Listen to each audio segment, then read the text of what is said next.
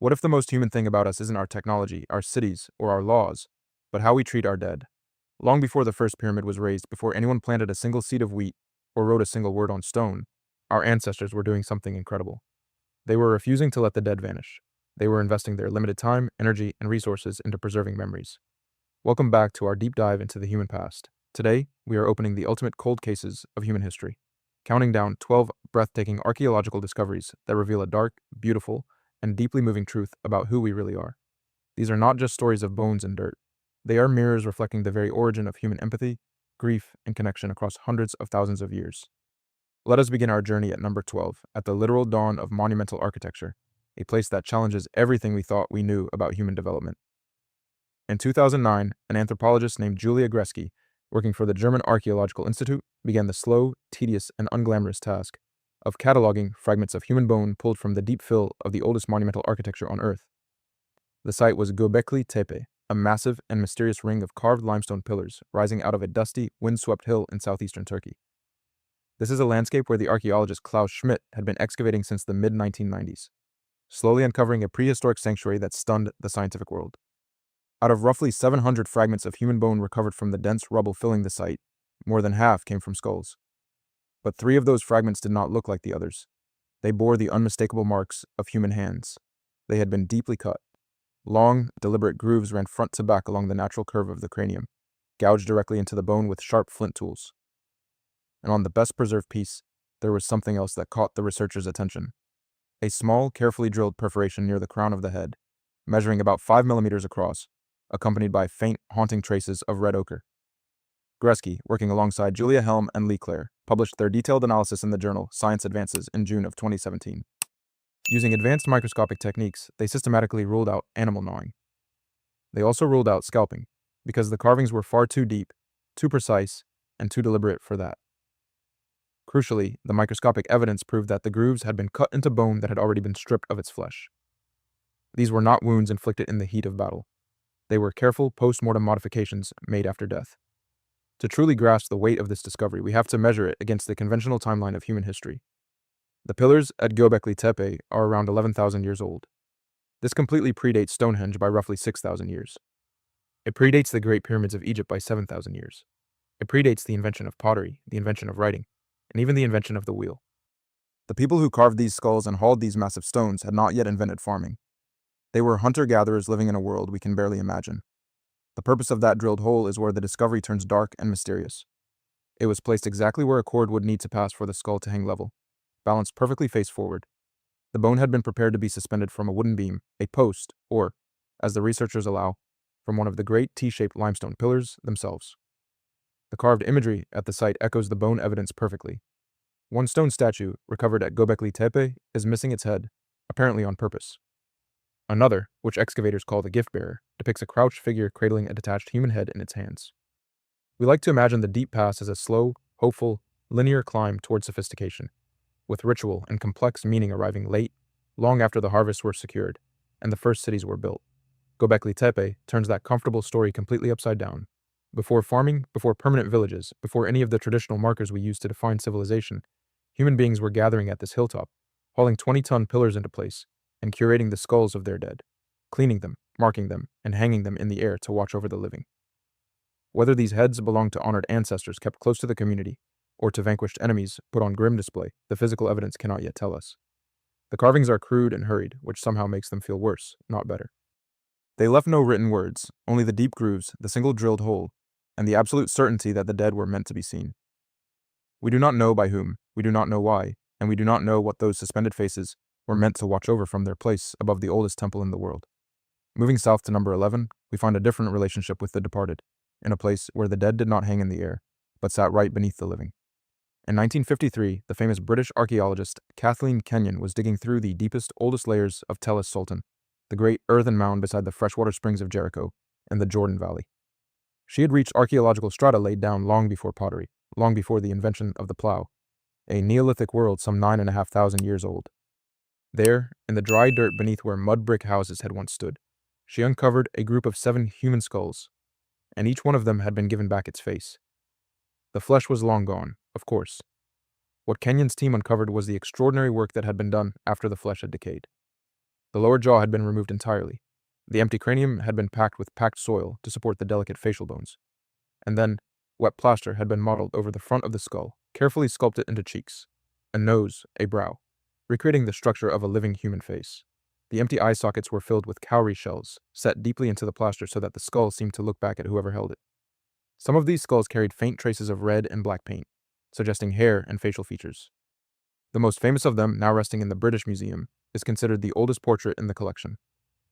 The man it portrays had a deliberately reshaped head, bound and flattened in infancy, marking him as someone set apart from the time he was a child. Kenyon thought when she first lifted one of these heavy objects from the ground that she was looking at a realistic portrait of someone who had lived and died thousands of years before her. She was not wrong. In the decades since her discovery, more than 50 of these plastered skulls have been found scattered across the Neolithic Near East. The practice was widespread, it was incredibly patient, and it lasted for generations. The relationship it implies between the living and the dead is not one we would easily share today. At Jericho, people buried their family members beneath the clay floors of their own homes. They lived, cooked, and slept directly on top of their dead. And sometimes, long after the body had decomposed in the earth below, they went back down, retrieved the skull, and brought it up into the household to be remade, to be displayed, to be kept. The dead were not sent away to a distant cemetery to be forgotten. They were curated. They were furnished with new faces and seated among the living, looking out through shell eyes. We talk about ancestor worship as an abstraction, a dry category in a textbook. Jericho makes it physical and intimate. These were not abstract symbols of ancestors. They were the actual heads of actual grandparents and parents dug up, sculpted, painted, and placed where the family could see them every single day. The work is incredibly tender. The care taken with each face is obvious. And that tenderness is exactly what disturbs us, because it means the boundary we draw so firmly today between the living and the dead simply was not there. The shells stare out of the plaster, blind and patient, from the springs of one of the oldest cities humanity ever built, leaving us to wonder whose faces these were meant to be. At number 10, we travel away from the fertile valley to the driest desert on Earth for a story about ordinary people who took bodies apart to keep them forever. Along the hyper-arid coast of the Atacama Desert, in what is now northern Chile and southernmost Peru, lived a people who made the oldest deliberately preserved human bodies on Earth. We call them the Chinchorro, named after a beach near the city of Arica. They were not kings, emperors, or priests with great wealth and tombs. They were simple hunter-gatherers and fishermen navigating a harsh environment. And roughly 7,000 years ago, some 2,000 years before the very first Egyptian mummy was wrapped, they began doing something to their dead that no one before them is known to have attempted. The Chilean physical anthropologist Bernardo Arriaza of the University of Tarapacá has spent a lifetime reconstructing how this was done, publishing extensive research since the 1980s. The process was not preservation as we traditionally picture it. It was an intense process of disassembly and reconstruction. The body was completely taken apart, the internal organs were removed, and the soft tissue was carefully stripped from the bones. Sometimes the skin was peeled away in large pieces to be set aside for later. The bare skeleton was then reinforced from the inside with sticks, reeds, and clay, rebuilt into a rigid, standing armature of a human being. The skin was then carefully reattached over this frame. The face was covered with a thick clay mask, and the whole figure was coated, in the earliest style, with a black paste of manganese, and later, after around 4,500 years ago, with a brilliant red ochre. These are the oldest artificial mummies in the world, predating the pharaohs by millennia. UNESCO recognized the Chinchorro sites as a World Heritage Landscape recently, validating what specialists had argued for a generation, that a small band of desert fishermen had developed one of the most complex mortuary technologies in human prehistory. But here is where the familiar image of mummies as the exclusive privilege of the powerful completely falls apart. The Chinchorro mummified everyone regardless of status: men, women, the elderly, and above all, the very young. Newborns, infants, and even unborn fetuses were given the full painstaking treatment. There was no hierarchy in it. Arriaza has proposed a tragic, profoundly human reason for this practice. The ancient rivers in this specific region carried naturally high, toxic levels of arsenic. High arsenic intake in drinking water causes frequent miscarriages and kills infants. These small communities were burying their children at devastating rates. His argument is that mummification began as profound grief. It began with parents who could not bear to let go of their children, who painted their dead babies, dressed them, and kept them present in their daily lives. The technique grew more elaborate over centuries because the loss never stopped.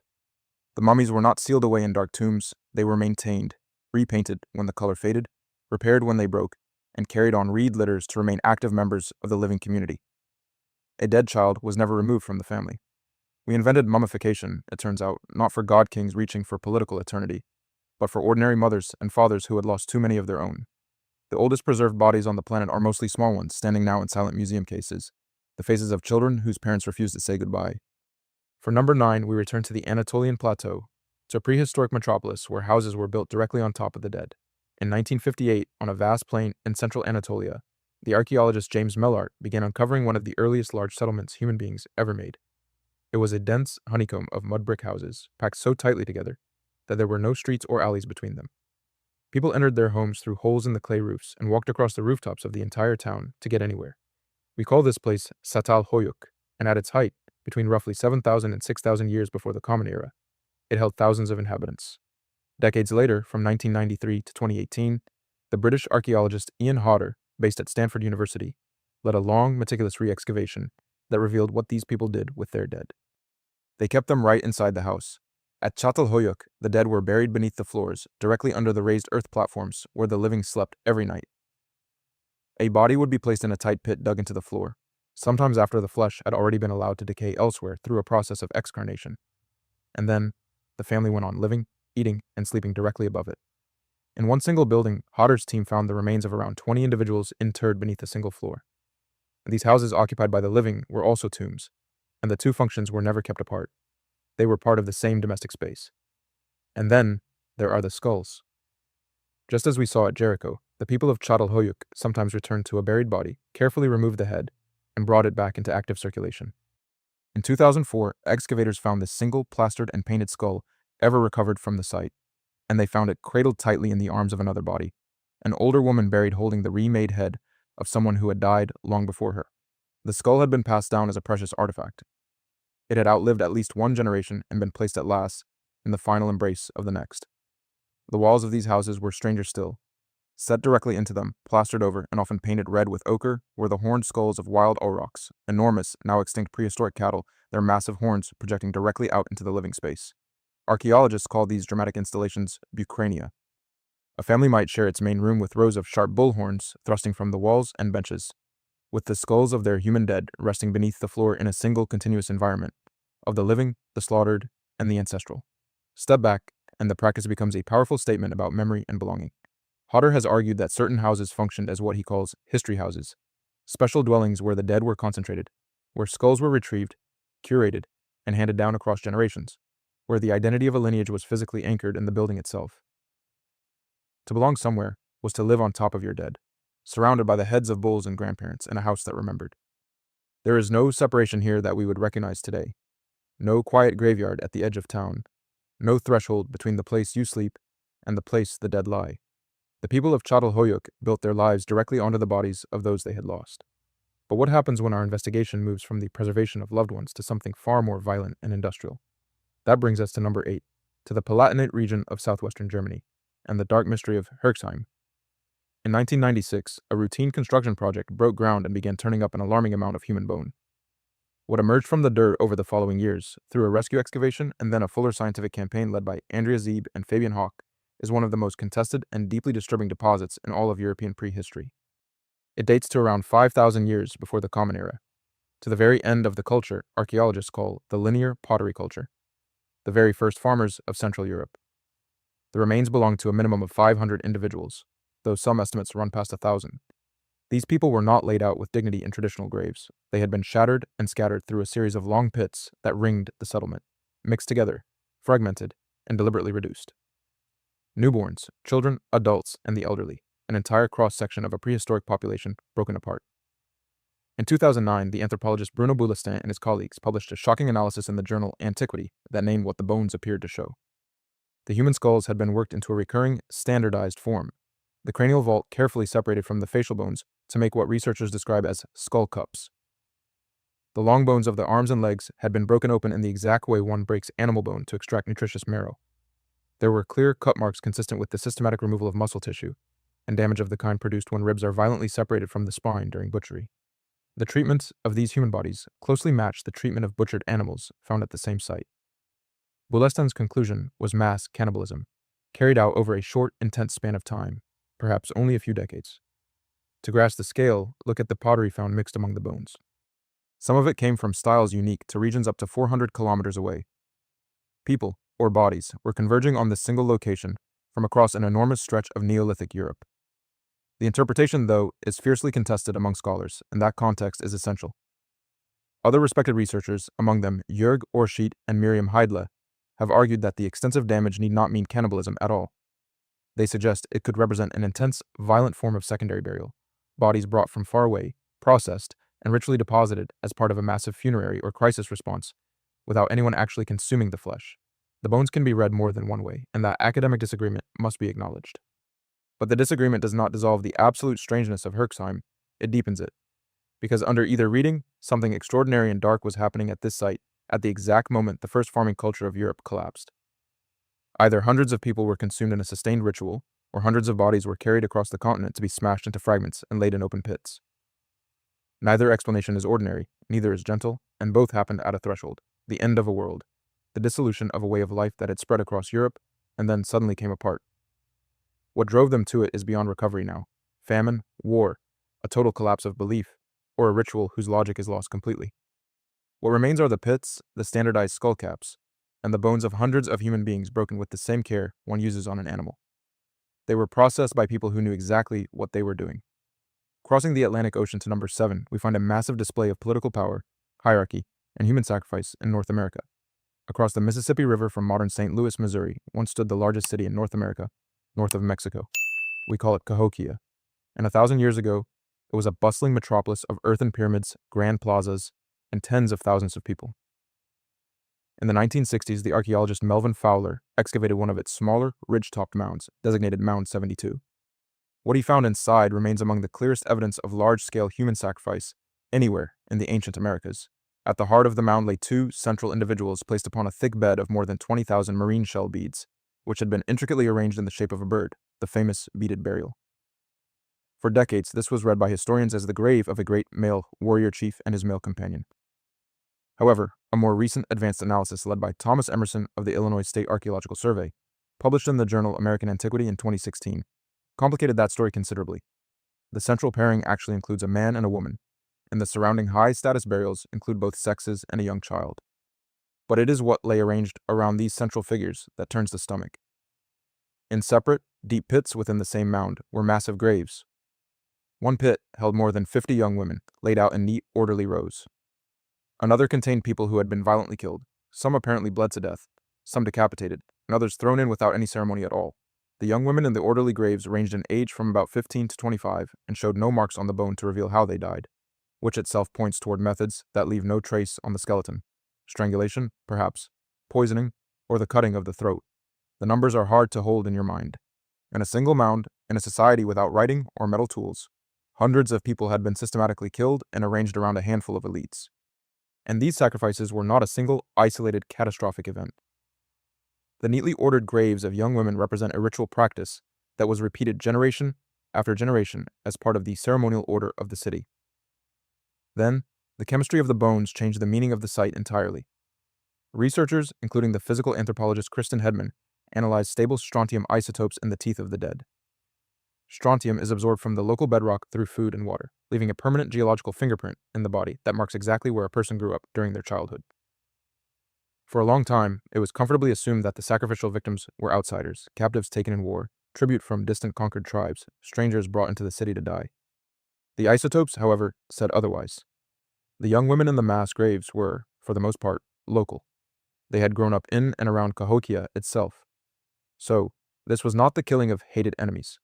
These were the city's own daughters, raised within sight of the grand mounds, selected, killed, and buried by the dozen in service of a political and religious ritual whose meaning died with the city.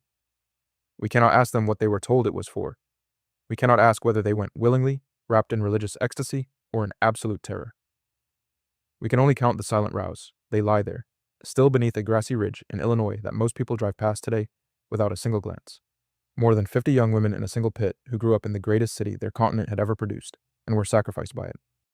Our number 6 takes us back to Europe, to a prehistoric monument where equality in life vanished completely in death, treated as an offering rather than as human beings to be mourned.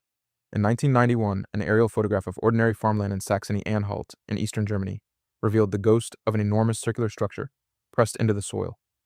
It consisted of concentric rings of ditches, banks, and post holes more than 100 meters across. It came to be called the German Stonehenge, or by its proper name, the Ringheiligtum Pommelte. It was built around the same time as the famous Stone Circle in England, roughly 4,300 years ago, at the critical transition from the Stone Age to the Bronze Age. And like Stonehenge, it was a place of intense ritual rather than a place for people to live. It was a place where things were given to the earth. From 2005 to 2008, excavations led by André Spazier of the State Office for Cultural Heritage, working with François Berthems of Martin Luther University, investigated 29 shaft-like pits sunk deep into the ground within the rings. They published their findings in the journal Antiquity in 2018. In the earliest phase of the monument, radiocarbon dated to around 2,300 years before the Common Era, the pits had been filled with deliberately broken objects, smashed drinking vessels, stone axes, and grinding stones mixed with the butchered bones of cattle, all destroyed before being thrown into the dark. This was a place where you took valuable things, broke them on purpose, and committed them to the earth. And among the broken pottery and the smashed axes were people. The shafts held the dismembered bodies of 10 women and children. They had not been buried with dignity. They had been thrown in, their remains arranged in the contorted positions of bodies that fell or were dropped rather than laid to rest.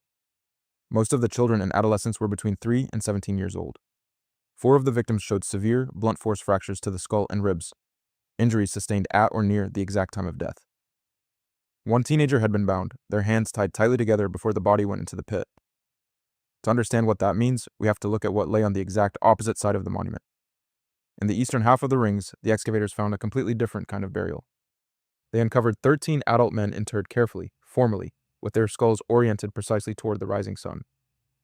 The men were given dignity. They were laid out facing the sunrise. The women and children were broken and discarded into shafts alongside the ritually smashed pottery, treated in death as offerings rather than as people to be mourned. The evidence refuses to give us a comfortable answer.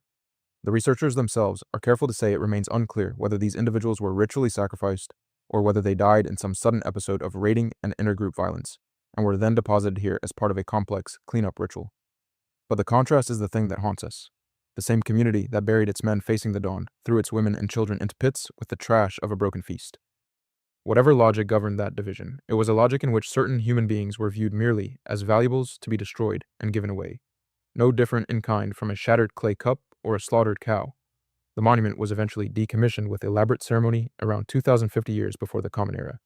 The heavy posts pulled out, the wood burned, and the whole structure formally closed. For 4,000 years, it lay invisible beneath a quiet field. And when it was opened again, the shafts gave up their offerings: a bound teenager, 4 people with shattered skulls, and 10 women and children face down in the dark beside the broken things. But humanity's relationship with death isn't always marked by violence or horror. At number 5, we find an Ice Age burial of unimaginable wealth, profound compassion, and care that completely upends our assumptions about prehistoric survival. About 150 kilometers east of Moscow, on the outskirts of the Russian city of Vladimir, lies one of the most extraordinary burials of the Ice Age ever uncovered. The site is called Sungir, and it was excavated between 1957 and 1977, under the direction of the Soviet archaeologist Otto Bader. The remains date back to around 34,000 years ago, deep in the Upper Paleolithic period, when this part of the world was an open, brutal mammoth steppe. The people who lived there were highly skilled hunters of enormous animals, surviving in a frozen, unforgiving land. And in one long, narrow grave, those hunters buried 2 children with a wealth that defies comprehension. The 2 were placed head to head, skull touching skull, in a single slender pit. They were perhaps 10 and 12 years old, and they had been covered quite literally in immense treasure. Across the 2 small bodies, researchers counted more than 10,000 individual beads carved from mammoth ivory, sewn so densely onto fabric that they must once have covered entire, form-fitting garments. There were more than 20 ivory armbands, around 300 pierced fox teeth, and a belt strung with the canine teeth of some 250 Arctic foxes. There were carved ivory animals, an ivory pendant in the shape of a mammoth, and 2 human thigh bones packed with red ochre laid across the children's chests. And then there are the spears. Beside the bodies lay 16 lances of mammoth ivory. The longest of them measures nearly 5 meters, and it was made from the tusk of a single mammoth that had somehow been straightened. Think about that.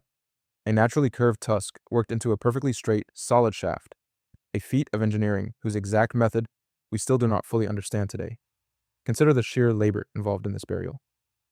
Experimental estimates suggest that a single one of those ivory beads took something on the order of 45 minutes to an hour to carve. 10,000 beads means thousands upon thousands of hours of intense work, months of human effort by skilled hands in a brutal climate, where survival was never guaranteed, all poured into the graves of 2 children. And then there is the question of who these children were. The remains were studied in detail by Eric Trinkhaus of Washington University in St. Louis, together with Alexandra Buzilova of Moscow State University, and reported again in the journal Antiquity in 2018. Both children, the skeletal analysis showed, were severely physically disabled. One had thigh bones that were abnormally short and bowed. The other appears to have been completely bedridden, possibly from birth. Their teeth show almost no wear, which hints that the group had been deliberately feeding this child soft, processed food, keeping a profoundly disabled member of the band alive year after year. Meanwhile, an adult man buried at the same site, a man who in life could hunt, provide, and contribute directly to the group's survival, went into the ground with a mere fraction of these riches, a few thousand beads, and far less besides. This completely overturns a comfortable, brutal assumption about the Ice Age. The idea that in a world that harsh, status had to be earned through physical strength, that the weak were left behind, and that only the strong were honored. At Sungir, the opposite is written in ivory. 2 children who could not hunt, who could barely move, who in some grim economic calculus were a heavy burden on a struggling band, were sent into death wrapped in more wealth than anyone else at the site. They were not abandoned, they were exalted. What those children meant to the people who carved 10,000 beads for them is beyond us. Whether they were deeply loved or feared or believed to be touched by something spiritual, we cannot say. Only one thing is certain. 34,000 years ago, in the biting cold, human beings looked at 2 disabled children and decided they were worth everything they had. At number 4, we cross an evolutionary boundary, entering a world where the impulse to care for the dead extends past our own species entirely. In a dark cave in the Zagros Mountains of Iraqi Kurdistan, between 1951 and 1960, the American archaeologist Ralph Solecki uncovered the remains of 10 Neanderthals, men, women, and infants, who had lived and died there tens of thousands of years ago. The site is called Shanidar Cave, and one of those individuals, the adult male designated Shanidar 4, would become the most famous Neanderthal burial ever found, and the spark for an intense scientific argument that has not ended in more than half a century. Because around the body of Shanidar 4, the prehistoric soil told a strange and beautiful story. When the paleobotanist Arlette Leroy-Gourhan analyzed pollen samples taken from the dirt immediately surrounding the grave, she found something unexpected. Not the scattered, ordinary pollen you would expect to find blown into a cave by the wind, but whole, intact clumps of it from several distinct species of brightly colored flowering plants, concentrated right around the body. Solecki drew a conclusion that captured the world's imagination. The Neanderthals, he proposed, had laid this man to rest on a bed of flowers. They had grieved. They had performed a funeral with tenderness. The implication completely detonated an old, stubborn stereotype. Neanderthals had long been imagined as brutish, dim-witted cavemen. And here was a sign that they buried their dead with ceremony, with flowers gathered from the surrounding hillsides. To place this in time, it happened on the order of 70,000 years ago, tens of thousands of years before our own species would paint a single cave wall in Europe. It suggested that the capacity for grief, for ritual, and for love extended past the boundaries of Homo sapiens entirely, into a different branch of the human family tree. But here is where scientific certainty gives way to serious doubt, and the doubts are not trivial. Critics quickly pointed out that pollen can be carried into a cave by burrowing rodents. A Persian jerd, a small desert rodent known for hoarding seeds and flower heads in its deep tunnels, could produce exactly such concentrated clumps of pollen beneath the surface. Others suggested the excavators themselves might have accidentally tracked the modern pollen in on their boots. The evidence that moved the world might simply be the work of a small mammal or an oversight during excavation. That, too, has to be granted. So, a new generation of scientists went back to the cave. From 2014, a team led by Graham Barker of Cambridge University reopened Solecki's old trench. And the paleoanthropologist Emma Pomeroy, joining the team in 2016, found something no one expected: the crushed skull and torso of another Neanderthal, lying directly beside where Shanidar 4 had been lifted out in a block of soil decades earlier. They named this new individual Shanidar Z and published the remarkable find in Antiquity in 2020. The new, controlled excavation strongly suggested that these bodies had been placed in a natural channel in the cave floor that had been intentionally dug deeper by hand to receive them. And crucially, a prominent, massive rock placed right beside the head may have served as a permanent grave marker, a specific place returned to again and again across an unknown span of years to lay the dead to rest. The flower burial theory may never be fully proven, but the deeper truth survived the doubt and grew even stronger. Whatever the origin of the pollen, the Neanderthals of Shanidar were intentionally carrying their dead to a specific place in a specific cave, digging into the earth to receive them, marking the spot and coming back. They had a sacred place for their dead, and they returned to it. Ralph Solecki died in 2019 at the advanced age of 101, never able to fully settle the question that had defined his life's work. We share roughly 2% of our DNA with these ancient people, and in some genetic sense, they never fully left us. What Shanidar suggests is that the impulse running through this entire list, the absolute refusal to simply abandon the dead, may be older than our species itself. It may belong to a different kind of human who walked the earth long before us. And if you think 70,000 years is ancient, our number 3 will completely shatter your understanding of human time, pushing the origins of ritual back nearly 500,000 years. In the Atapuerca hills of north-central Spain, deep inside a complex limestone cave system, reached only by crawling through incredibly narrow passages and then descending a terrifying vertical shaft roughly 13 meters straight down, there is a hidden chamber that archaeologists call the Sema de los Huesos, the Pit of Bones. It is one of the most important human fossil sites on Earth, and it holds evidence of a mortuary ritual so ancient that it reaches back far beyond our own species, beyond the Neanderthals, to a human ancestor who lived nearly 500,000 years ago. At the bottom of that dark shaft, excavators working under Juan Luis Arzuaga, Eudald Carbonell, and Jose Maria Bermudez de Castro have recovered the remains of at least 28 individuals. They have pulled thousands upon thousands of bone fragments belonging to a population of Homo heidelbergensis, an archaic human species that sits near the absolute root of the Neanderthal evolutionary line. The bones have been scientifically dated to around 430,000 years old.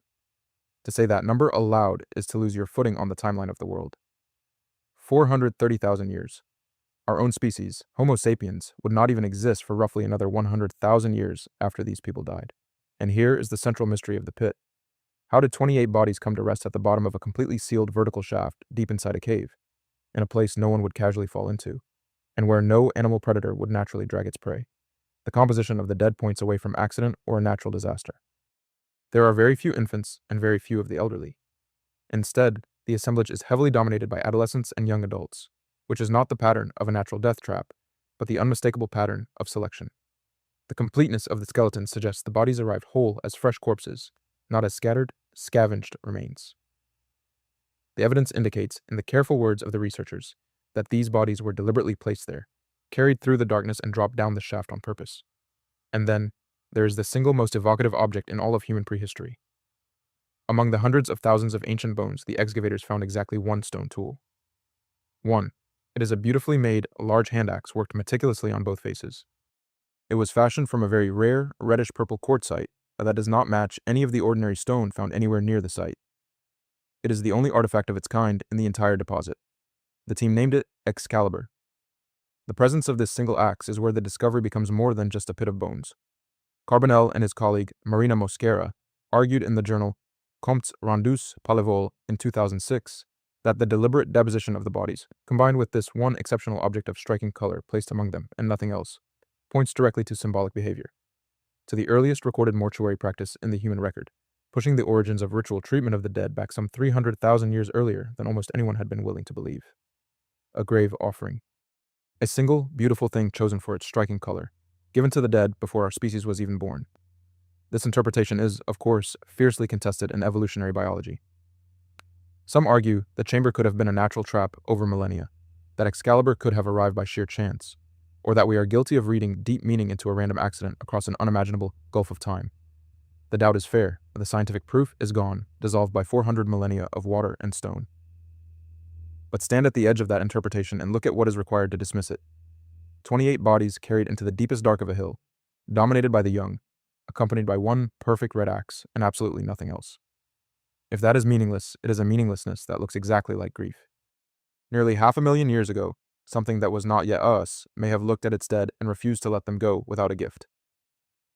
Our number 2 brings us back to our own species, to an Ice Age grave that contains a scene we know was profoundly meaningful, yet cannot decode. In the spring of 1986, near a tiny village called Dolní Věstonice in Moravia, in what is now the Czech Republic, the archaeologist Bohuslav Klima uncovered a grave that has refused to be explained for nearly 40 years. It belongs to the Gravettian period of the Upper Paleolithic, around 30,000 years ago, in the era of the great mammoth hunters of Ice Age Europe. And it contains 3 young people, buried together, arranged in a tableau so deliberate and so strange that every attempt to read it has only deepened the riddle. 3 bodies, all of them young, between roughly 16 and 25 years old. They were laid in a single grave and positioned with evident, intense care. The individual on the left lay on his back, His head turned directly toward the body in the center, and his hand had been placed deliberately across the central body's pelvis. The body in the center lay on its back, and the individual on the right lay face down, turned away from the others, his arm reaching toward them. Red ochre, the vibrant mineral pigment that recurs in human burial across the deep past, had been scattered heavily over the heads of all three, and concentrated in a thick layer over the pelvis of the figure in the middle. The central figure is the heart of the mystery. This person's skeleton shows a severe genetic pathology, a developmental condition that left the legs curved and malformed and the bones marked by multiple anomalies. This was someone who would have looked very different in life, who moved through the world in a body that set them apart from the tribe. And for a long time, based on early skeletal analysis, the central figure was believed to be a young woman. This gave rise to romantic, tragic interpretations that have haunted the site for decades: a love triangle frozen in death, two young men flanking a woman, or a childbirth gone fatally wrong, with the hand placed on the ochre-stained pelvis as a final gesture toward the place where life and death had violently met. There is even a heavy wooden stake driven directly through the hip of the figure on the left, a sign, perhaps, of a violent end or of some ritual rite we cannot reconstruct. The modern scientific evidence, however, completely dismantles those old stories and leaves something far stranger in their place. Two lines of advanced analysis have completely reshaped our understanding of who these three individuals actually were.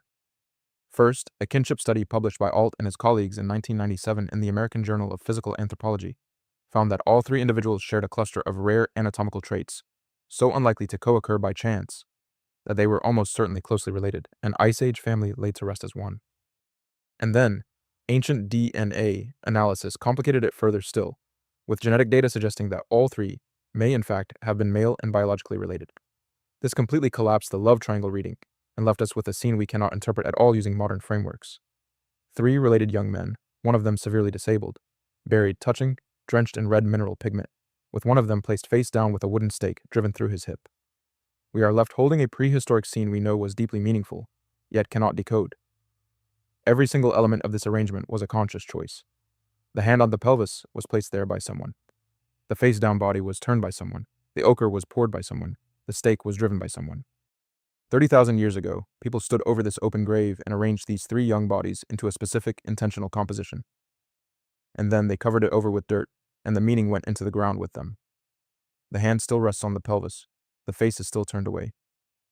We can see exactly what they did in perfect detail, and we will never learn what it meant. They left us a sentence in a language with no other words. Finally, we reach number 1, a discovery on the far side of the world that contains the oldest fire in human memory, proving that our deepest rituals are not recent inventions of modern civilization. In 1968, a young geologist named Jim Bowler was riding a motorbike across the eroding, windswept dunes of a long dry lake bed in the far west of New South Wales, in the remote Australian outback. He was studying the ancient climate of the continent, written in the layers of lake sediment. The place is called Lake Mungo, part of the Willandra Lakes region, a landscape that has been bone dry for tens of thousands of years. And there, in the crumbling wall of a sand dune, Bowler saw tiny fragments of burnt bone weathering out of the earth. He had found a woman. We call her Mungo Lady, and she would turn out to be the oldest recorded cremation ever discovered anywhere on the planet.